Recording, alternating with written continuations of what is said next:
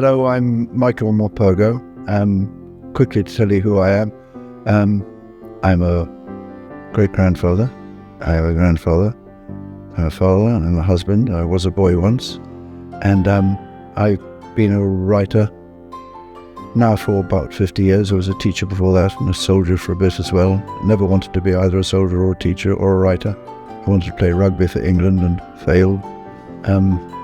But you have to find your dream somewhere. So I ended up writing books, which I'm very pleased with. Anyway, nice to meet you.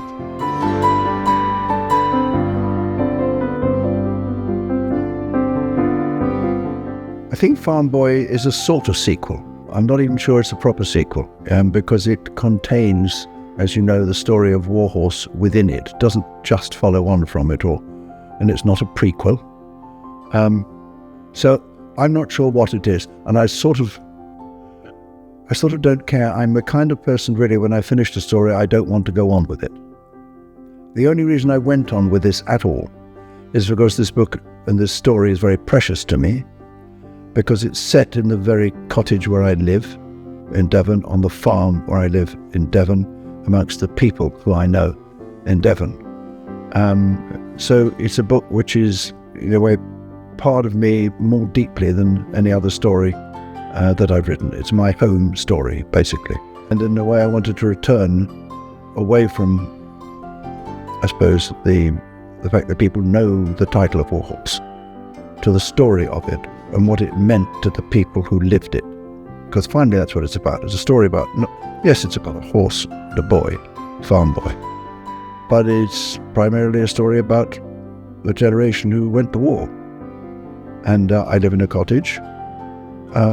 Bizarrely, it's called Paradise Cottage. It really is. I didn't make it up. From which, in 1914, a young man walked away at age 17 and never came home. And he's buried out in France somewhere.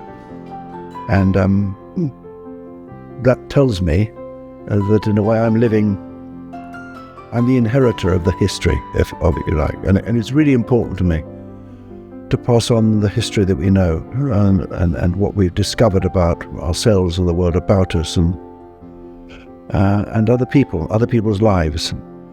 Anyway, it seemed to me to be such a serious subject. Don't leave it at just Warhorse.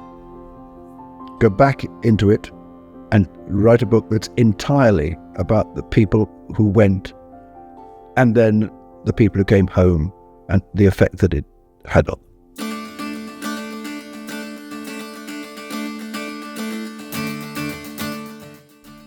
It is central to most stories. It's very difficult to think of a Dickens story that is not winning out against the odds, if you know what I mean. It's well, we like that. It's not just in books and stories. We like it in life. We like to win out, and if there are odds against us, it's wonderful when things happen, when you work at it and you achieve your ends. However small it seems, it's wonderful. It lifts you, lifts spirits of the person that's happening to and other people witnessing it. And of course, when it's a book or a film or a play, it's other people witnessing, other people sticking there, other people surviving and coming out. We wanted to reflect that reflected in our own lives. It's not really surprising. So when it comes to the whole business of the horse ploughing against tractor in terms of a competition, we know perfectly well that we want to win. There's more to it than that, though. I think that's what, when I was writing it, I was thinking to myself, I'm sure this never exactly happened, but I'm quite sure the argument went on in the village, I know it did, about giving up horses. I'm not going to give up my horse. Why do I want one of those ruddy machines? And they're always breaking down, and you can never start it, and it's always turning over, and it's dangerous, and all sorts of things like this. Yes. Every time you make a step forward in terms of technology, whether it's on a farm or anything else, there's this great resistance that it's going to change things too much, and that life won't be the same afterwards. The trouble is, there's truth in it as well. So let's take the example of horses and tractors. It's now suddenly become, actually relatively suddenly, all too horribly relevant on farms. Forget other technology just for the moment. I mean, for thousands and thousands of years, horses or cattle pulled the ploughed the land. That's how it's happened. all over the world. And in England, it just went on and on and on. There was a rhythm to that, the rhythm that was the rhythm of the seasons, and everyone understood it, and they understood their land, and it meant that the tread on the land was heaviest was a horse's hoof. As that went out and the tractors came on the land, to start with, they were little wheels, quite small tractors, relatively light on the land. The progress, if you can call it that, from a little tractor to the monsters of today and the combine harvesters, million-pound machines, unbelievably heavy, going up and down fields, creating this monoculture which we got in the land, and crushing the earth, flattening it. Well, what that means is that the rain runs off, because it's like concrete. The rain runs off, soak in, runs off. Where does it go? It goes to the rivers. And if you put your cows on the land, or the sheep on the land, or the pigs on the land, it takes the milk with it. And then, when you plough it again, you plough very, very deep, and you plough sometimes too often, and the earth goes down into the river. So you're losing earth. Then you put fertilizer on it. Bit by bit, all these things are improvements because we need the food. And this was the beginning, this turn just around the time of the post-First World War and during the First World War, the change from horse, it began then, this great revolution. So I think this competition between the horse and the tractor has a serious side to it. I hope for the kids it's really a competition between a horse and a tractor, but they will also know that it has a serious side to it, because they're not stupid, they're living in the modern world and technology is everywhere.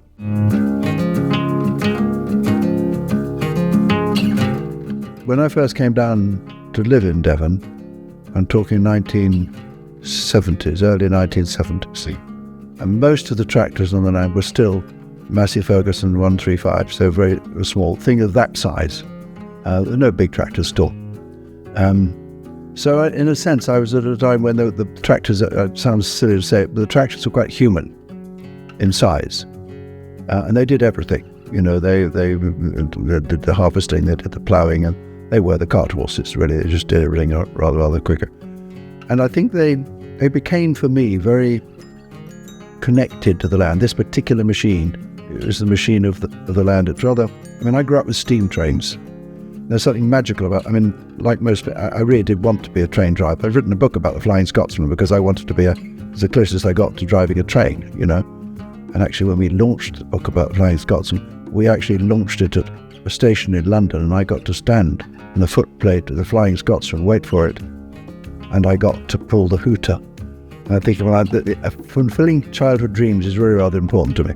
And a tractor is, in a way, the agricultural equivalent of that. It's a machine, but it's a very attractive machine. And to farmers, I think it probably still is. It's the most precious machine that they got on the farm, those needed machine on the farm. So I suppose there is that. The early ones were romantic, but I don't think it was particularly romantic if you worked 14 hours a day. And when you had to go up and down on those tractors, up and down, and it was quite slow. And although it was an improvement on horses in terms of the time that you did it, it still took forever to do. So it was arduous. It was always arduous and freezing cold, and they had to deal with all that. Nowadays, from the state, tractors are centrally heated, and you've got music coming in from every station all over the world into your ears. They've got that sort of thing, and they're communicating with home because they got. That's there now, which is fine. But again, all these things, and that's what's interesting about it, even from the horse to the tractor, can easily cut you off from the land around you. You're sitting in your bubble. Before, it was no bubble when you were ploughing with horses, no bubble at all. You were connected to the land that you were walking on, and to the horses that were doing the pulling, the weather, all that sort of thing. And the tractors was the beginning of separating the farmer from all that.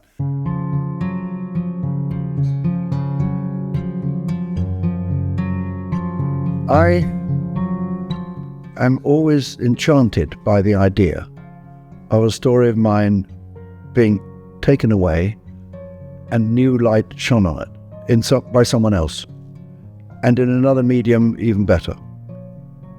theatre, film, concert, whatever. For me, all it does is expand the story. And sometimes when it's good, and this has really happened, it's happened on a few occasions, at least half a dozen occasions, I've seen a play of a book of mine and been really cross that I couldn't see the play or the film before I read the book, because it could have improved the book in the first place. And then it takes a writer, a dramatist, a company of actors, a designer, lighting designer, costume designer, to create this whole new world. And then you get this terrific feeling of, oh, it was worth writing that story. But all it is then is a little seed. And how it grows is down to the producer, that's you, and the writer, and the actors, to enable it to grow, which means it needs sunlight, and it needs rain, and it needs the genius of creative people around it. And I love it when it works. It just makes you feel, you sit back and you think, oh, that's okay, that's fine. One of the sadnesses today, I think, is that the relationship between older people and younger people is very often interrupted by technology. And there's wonderful things about, a phone. But if the child is constantly going to that, and the grandparent is looking at the television, what happens is there's less time for the two to tell stories of each other's lives, not just old to young, it's young to old as well. And therefore, how much do we really understand each other? How much are the young interested in the old? It is a hard thing, because that's what seems to be happening. Life is contracting when it comes to contact at the moment. But it's a really important moment in childhood where you suddenly find that a story, that a person is really important to you.